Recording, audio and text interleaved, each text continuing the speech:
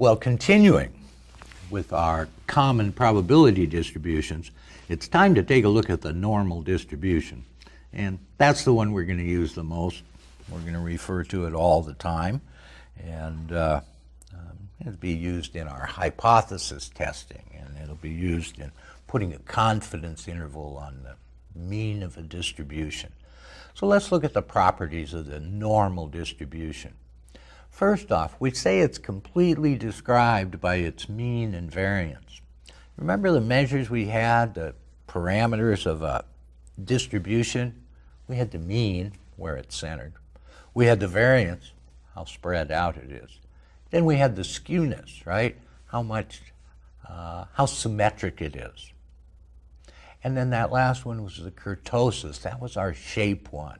We had leptokurtic when it was pointed, and we had fat tails. So we call that a measure of peakedness here. And we say a normal distribution is completely described by its mean and variance because for a normal distribution, the skewness is 0. It is a symmetric distribution. And next, its shape. Well, remember, we measured kurtosis relative to the normal distribution. Remember, our excess kurtosis was kurtosis minus 3. And for a normal distribution, they all are normal distributions. No matter what the mean and variance is, they all have this same shape. So they have a kurtosis of 3. So with the symmetry, the skewness and the kurtosis set, that's what we mean when we say, well, if you tell me the mean and the variance, that tells me what normal distribution. It tells me everything I need to know about that normal distribution. One thing you should know about normal distributions is a linear combination of normally distributed random variables is also normally distributed. So if I have two normally distributed random variables and I take, well, I'll take 3 of this plus 2 of this, that would be a linear combination. That resulting variable is also going to be normal. And those tails, although we can't draw it on the slides, they go on forever. They just get thinner and thinner and thinner. The probability of being further out from the mean gets smaller and smaller and smaller the further away from the mean we go. Now we can also talk about a multivariate normal. We don't use that at level 1 too much, but you should understand the concept. It's just a distribution function, okay, that spits out 2 normal random variables. So that's the multi and multivariate. If there's 2 of them, we'd call it a bivariate normal distribution. But to do that, for that distribution function, that bivariate function, we would have to specify 2 means, 2 variances, and the correlation between the 2 variables. So now for a normal distribution, one of the properties is that about 68% of the outcomes are within plus or minus 1 standard deviation from the mean. And there's about 95% of the observations within 2 standard deviations of the mean. Do you remember Chebyshev's inequality? What did Chebyshev tell us about the percentage of observations within 2 standard deviations of the mean? If you recall that, Chebyshev said 1 over 1 minus 2 squared, 2 being the standard number of standard deviations. And that was 75%, 1 minus 1/4. Well, do those conflict? No. Chebyshev said for any distribution, the minimum number of observations is 75%. Now we're talking about a specific distribution and saying, well, for the normal, there's 95% within 2 standard deviations either side of the mean. So they don't conflict. Chebyshev said it's at least 75. Well, here it's 95, and that's at least 75. So these you need to remember. These will come in handy. So here's some exact numbers. A 90% confidence interval is 1.6 5 standard deviations either side of the mean. So for a normal distribution, 90% of the outcomes are going to be within plus or minus 1.65 standard deviations. For a 95% confidence interval, well, we said it was about 2 standard deviations. The number we're going to use is 1.96 standard deviations either side. And to get 99% of the observations, we need to go out 2.58 standard deviations either side of the mean. So let's use this and see how we're going to make some sense out of it. The mean annual return, which is normally distributed on a portfolio over many years, is 10.5%. And the standard deviation of returns is 18%. Calculate a 95% confidence interval on next year's return. Well, we're assuming next year's return is going to come from the same distribution that produced these other returns with a mean of 10.5 and a standard deviation of 18. And what's our reliability factor for a 95% confidence interval? Well, it's 1.96 standard deviations. So what is a 95% confidence interval on next year's return? Well, we take the mean and we both add and subtract 1.96 standard deviations. And so our confidence interval is 24.78 to 45.78. And how do we interpret this? Well, out of the next 100 years, 95 of them, returns will be between those two numbers. In 5 years, it's going to be outside that range. It's going to be in the tails, is how we refer to it. So 95% confidence interval, we've got a left-hand tail, lower outcomes, and a right-hand tail, higher outcomes. And so if there's 5% in those two tails, the normal distribution is symmetric. So we've got 2.5% in each tail, and we've got 95% in that center area. Now, there's a special kind of normal distribution, and this is the standard normal. And what's standard about it? Well, it's centered on 0. Mean is 0, and the standard deviation is 1. So we don't have to come up with a table for every possible normal distribution, because we're going to standardize our random variable. And really what that means is we're just going to look at each random variable in terms of how many standard deviations it is from the mean. So then it works on a standard normal. If we have the number of standard deviations, so if it's 1.2 standard deviations, well, on the standard normal distribution, that's just a value of 1.2. So here's how we normalize it. We subtract off the mean. That puts our mean to 0. And then we divide by the standard deviations. So that Z statistic is the number of standard deviations X is from the mean. And so that's what we're looking at. No matter what distribution we have, we may have a mean of 100 and a standard deviation of 53. But by subtracting off that mean and dividing by the standard deviation, Z is a standard normal variable. It has a mean of 0, standard deviation of 1. Let's look at an example. We've got a mean of 6 and a standard deviation of 2. Okay. So if X equals 8, what's our Z statistic? Well, 8 minus 6, how far is it from the mean? It's 2 from the mean. And what's our standard deviation? Our standard deviation is 2. So 8 is 1 standard deviation from the mean. For X equals 2, we would get a minus 2. Okay.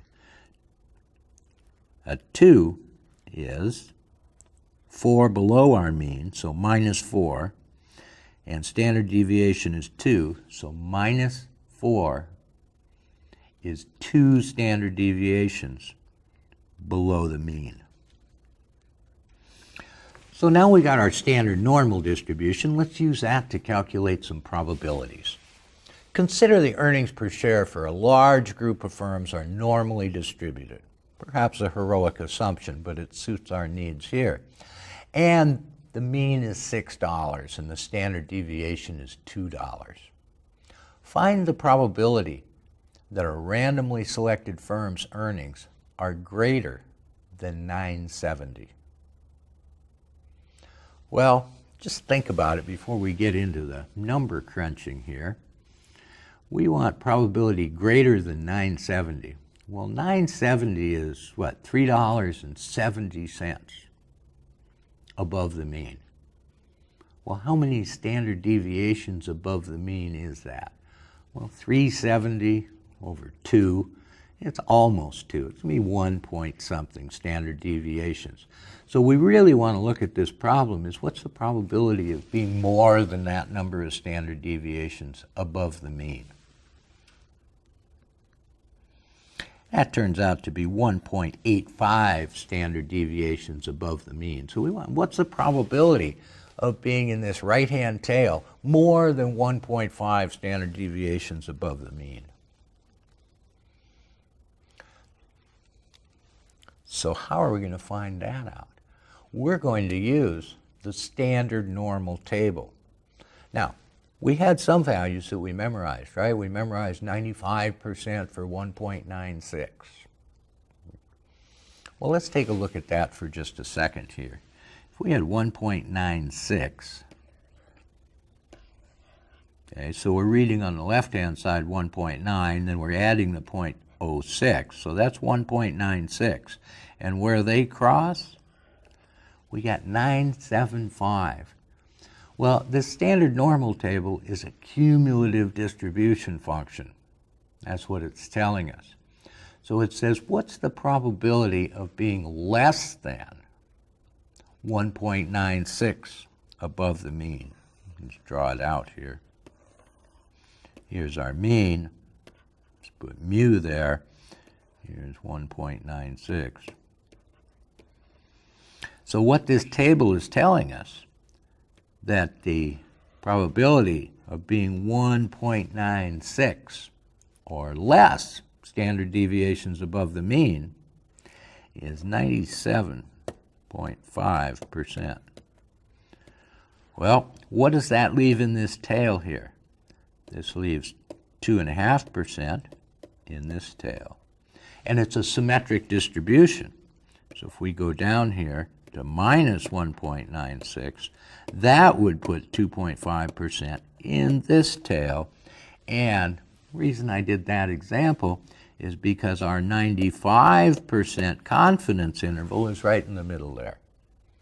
So we said the critical values for this were 1.96 above and below the mean for a 95% confidence interval. That puts 5% outside there, 2.5% in the upper tail and 2.5% in the lower tail. And that's why we're reading off this standard normal distribution for a positive value of 1.96. There's 97.5% to the below 1.96. So probability of 1.96 or less on a standard normal distribution, remember, mean 0, standard deviation 1, is 97.5%. So that may help as we move through this. Okay. So we found 1.85. So we go 1.8 here, we go 0.05 here, and we get 96.78. So that's the probability of being less than or equal to 1.85 standard deviations above the mean. And that's what our earnings per share of 970 is. So we know that probability. What's the probability of being greater than that? Well, it's that right-hand tail, which is 1 minus that cumulative distribution number we had, cumulative probability. And so that means in that upper tail, we've got 3.22%. Let's try it again with some different numbers. The earnings per share for a large group of firms, normally distributed, mean 6, standard deviation 2, same story. Find the probability that a randomly selected firm's earnings are less than 410. Well, now we are less than the mean. We are going to have a negative number here. So we can compare that to the mean and see that we are 0.95 standard deviations below the mean. Okay? And we want the probability of being less than that. So now, just to make sure you have it, okay, we now have 410 when the mean is 6, and we are 0.95 standard deviations below the mean. And so we're trying to find the probability out this way.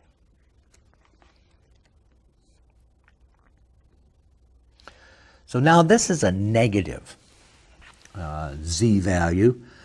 And so if we have a positive z table, which is what we have here, we're going to subtract that from 1.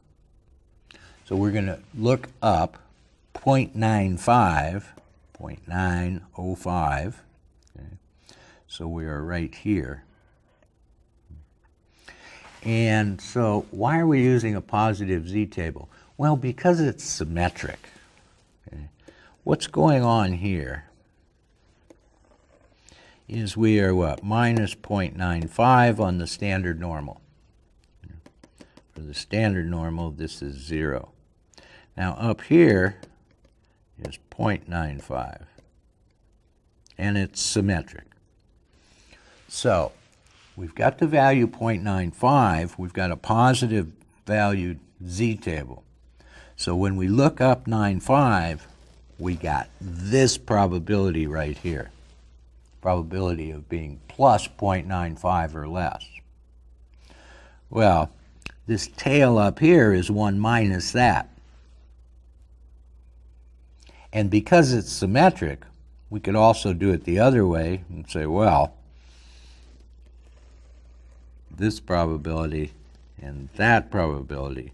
So by solving for the probability of being more than 9.95 standard deviations above the mean, we've also solved for the probability of being 0.95 standard deviations below the mean. So we solved for this, and we were really looking for this, but because it's a symmetric distribution, they're the same. So there's our value, so we're going to subtract 1 from that to get that upper tail.